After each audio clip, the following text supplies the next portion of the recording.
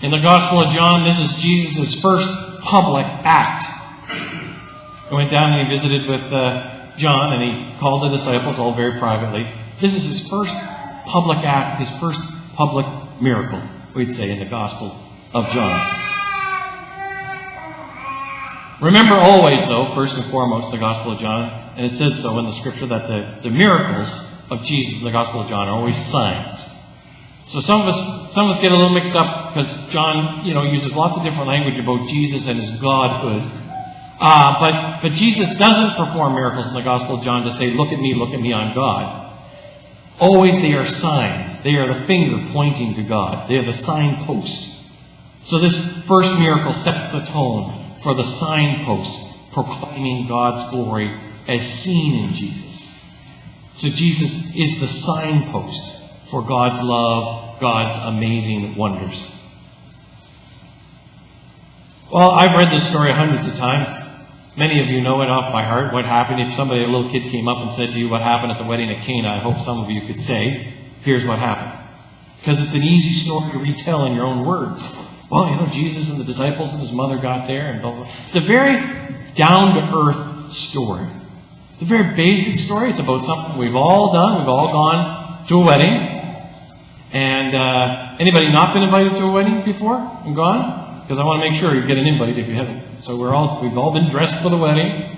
We've all gotten our fancy duds on. We've all gone. It's a very real, ordinary human event. Of course, in first century Palestine, they went on for days, and they still do in many, many cultures across the world.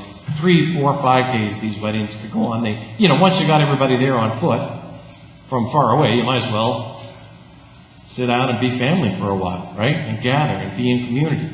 And they were great, great events. Jesus and his mother and the disciples. Now, I just love that this whole scripture lesson is about our very, very human nature. But it's also about Jesus being very human. Because there he is at a wedding with his friends and his mother. I was reminded this week that she's never called Mary in the Gospel of John. She's always called his mother. Do you know why? Because it points to Jesus' humanity. He didn't come from nowhere. He came from somewhere. Right? It's like he's human and divine. We always say that, and that's very true in the Gospel of John. Jesus is both human and divine. But often, Christians, because we like it important, we always talk about Jesus' divinity all the time. He's the one God and better than everybody else, right? We often forget the humanity part. But the Gospel of John is about the intermingling of both. And the way we know that, one way is always, and his mother was there. She's there at the beginning, the very first story here, and she's there at the end, at the cross. His mother is there, and he says to the one who he loved the most, the disciple, brother, this is your mother. Now, right? And so it's always this mother image about Mary in the Gospel of John. Reminding us, Jesus is very much rooted in humanity. He's a real person, living, breathing. Came from inside a woman, like all of us. That's just a little aside. You could try that out at lunch with some people this week. No, I'm really interested in how she never called Mary in the Gospel of John. You noticed that before, Bert? Right? You're talking at Coffee Row. I heard a brand new image of this wedding this week, and I just couldn't wait to show it to you, or to tell it to you, although I did wait, of course. I flew to Toronto and back, but I'm really excited to share this with you. I found out, I always used to blame the wedding host. Like, how could he run out of wine, right? How could that happen? Who hosts a 4-day wedding and runs out of wine? Shame, right? First century Palestine, apparently the tradition was bring your own. It was a wine potluck. That's what they did. They didn't want your hash brown casserole. You were expected to bring wine. Everybody. And this just makes a lot of sense in a community, especially in a poverty-stricken community like Jesus lived among. Everybody brought wine and put it into not into a pool, but pooled it together so it could last. Everybody was expected to bring some. Probably homemade, right? You stomped the grapes, you had your own family supply, and you brought it to the weddings that you went to. Except Jesus and Mary and the disciples didn't. Because they'd taken a vow of poverty and they didn't have means. But Jesus and the disciples hardly even lived anywhere. They were always camping out, so to speak, right, on the road. And so this one scholar this week reminded me that maybe Jesus and the disciples and Mary showed up without any wine. So when they ran out of wine, what happens to Mary? She gets flabbergasted like a mother would. I told you we should have brought some wine. How many of you have been to a potluck but forgot to bring potluck food, and you worry the whole time that you're eating too much of the food? Right? I know you all know this about me. Because I'm minister here on a Sunday morning when we're having potluck or something, I often forget. Right? Because my mind is in the sky thinking about heavenly things. But you all still expect me to bring potluck food, and I always forget to deliver. Right? So you can imagine Mary, who probably would have brought some wine, but Jesus like, oh no, we live in poverty, Mom, and like this is just what we do. We've taken a vow, and we're going to show up empty-handed, and hospitality will win out, and don't worry. Well, guess what? Mary had got to have a really good I told you so moment. Moms love it. Moms love it. Why, in fact, I just want to admit to this. The other day after Christmas, the New Year's, or the Boxing Day says, I bought a soda stream, that squirt the carbon dioxide into your water and makes it fizzy. Well, apparently the United Church of Canada boycotted them about 6-7 years ago because their factory was in the illegal settlements in Palestine. Right? So we boycotted them along with Ahava, the spa company. And I didn't know that, but guess who reminded me? Yeah, my mother. After I bought the soda stream, I was really excited.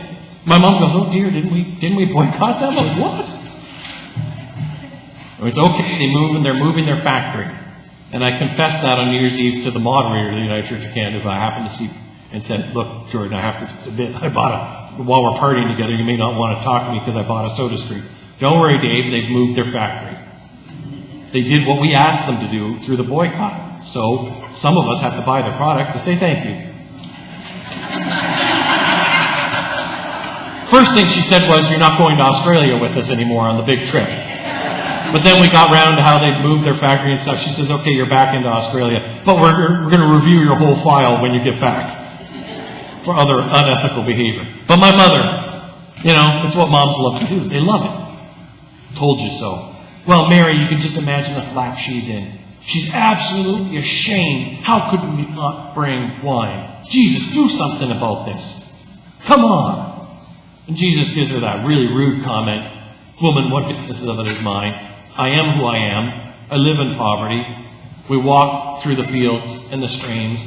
We don't have stores of wine carried around with us."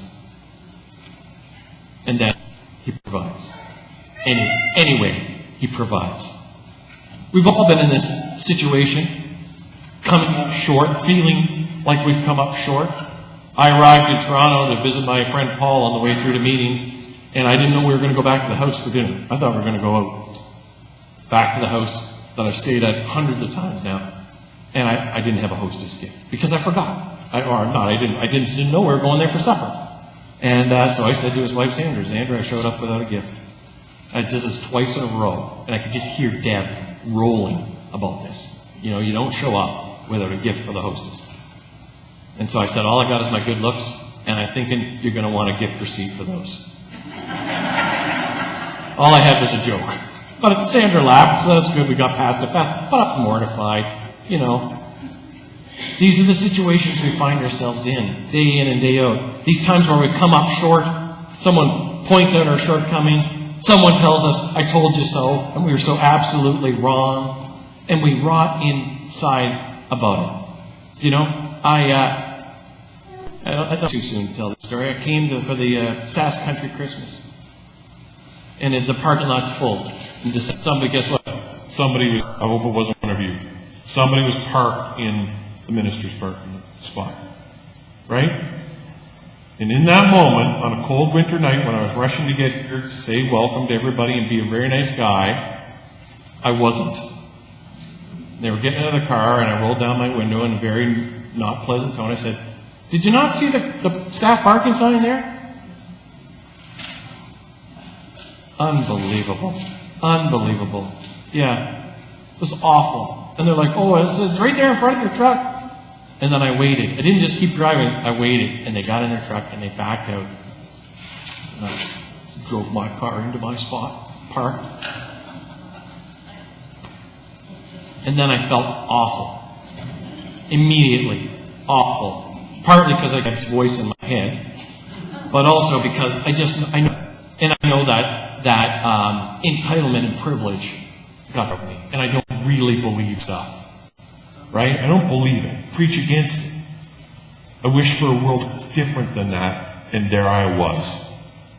Trapped. Being a jerk. And I didn't, in the dark, I couldn't recognize the people, so I couldn't find them to apologize. And then at worst, I had to get up and pretend I was a good minister in front of everybody and say, welcome to Mayfair United Church and all this kind of stuff. Right. We have these moments. I feel like I should have a confessional booth today. Ron Fair could sit on the other side of the Ron, forgive me, I have sinned. But I just have to say, we have these moments, right? Where we're not at our best. And we just rot inside about it. I wept during this last country Christmas for the schmuck I had been. And I just prayed and prayed and prayed all through the concert that somehow reconciliation could happen. It's a very human thing. It's very ordinary. Very down to earth, this wedding and the situation that happens to them, and the awkwardness and shame that Mary feels. So what did Jesus do? What did God do in that moment?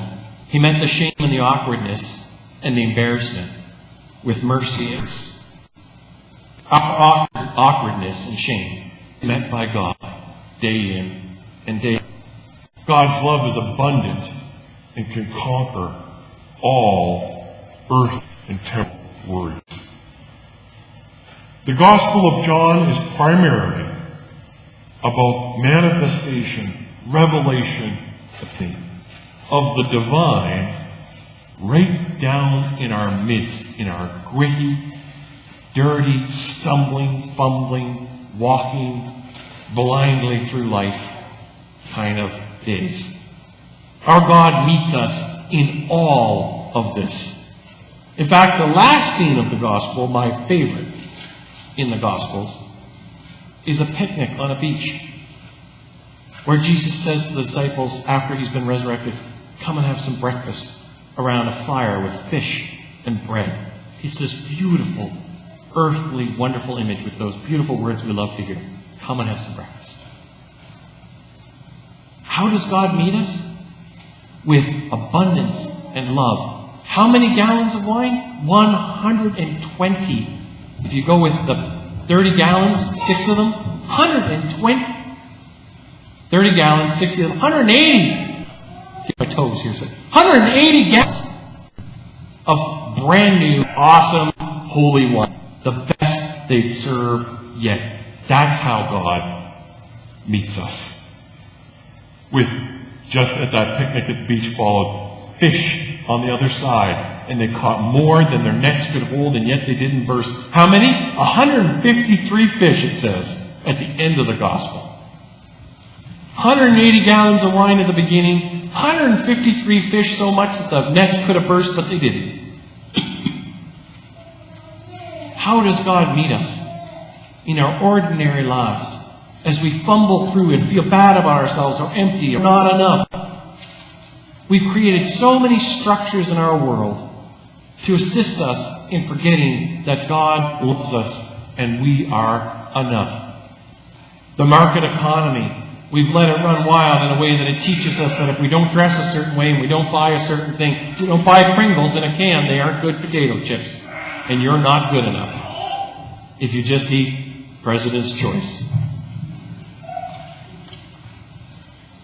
Old Dutch sour cream crinkle chips. Best. Old Dutch nailed it.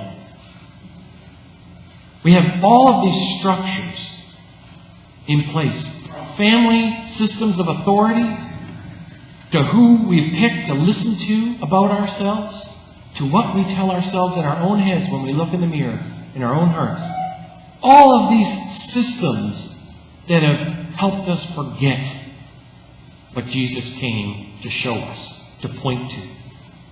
And that is God loves us abundantly. We are enough, and there's no thing that we can create that could remove us from that 180 gallons of love that God has for us. What does grace taste like? The wedding at Cana tells us. It tastes like the love of good community. It tastes like the love of our God in human flesh, right in our midst. Amen. May it be so.